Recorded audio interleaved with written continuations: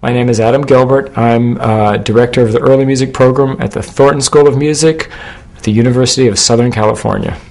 Early music is a kind of a strange, large designation of mostly music that's Bach and before. So 1715 before is the generic kind of cutoff point.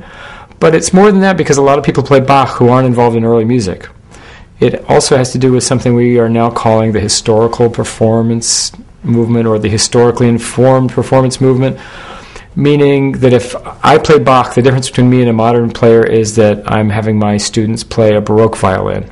And the Baroque violin is different, and it has a slightly shorter fingerboard. It has a different bow, which actually, on the modern violins, you don't notice the difference of a down bow and an up bow. It actually sounds different on a Baroque violin. It creates different effects. So our premise is that the closer you get to actually understanding how music was performed and how people thought about performing, and also how they improvised, how they thought about composing at a certain time, the more you'll get at the heart of why something's written. So I actually direct the Baroque orchestra here, and so we're doing 17th and 18th century music on Baroque violins and lutes and Baroque guitars and older wind instruments, Baroque oboes.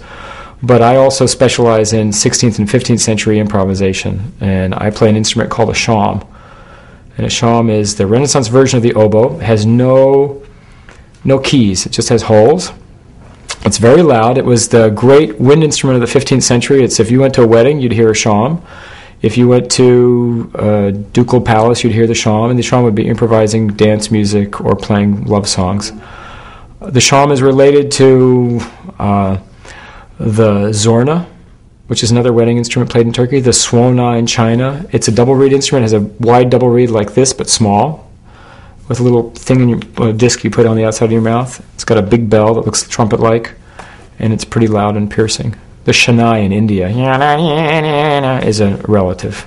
So a couple of things happened. Was one, that you had these instruments as folk instruments all the way through history. The instrument I play called the shawm is a conical bore instrument, but there's a cylindrical bore instrument that's related called a duduk, and that's played by a man named Zivan Gasparyan in an Armenian musician who you can hear on recordings. That's in the Passion of the Christ.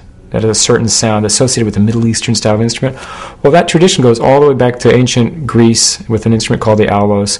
If you look at the Khalil in the Bible, when it says these are the psalms to the flute, Psalms of David for the flute players, that word is Khalil, and that's actually that instrument. So that's an instrument that people have played for since whenever somebody had a piece of reed on the side of the water. So you still see people playing those in folk traditions, but many of those folk traditions were almost killed in the 1900s. World War I.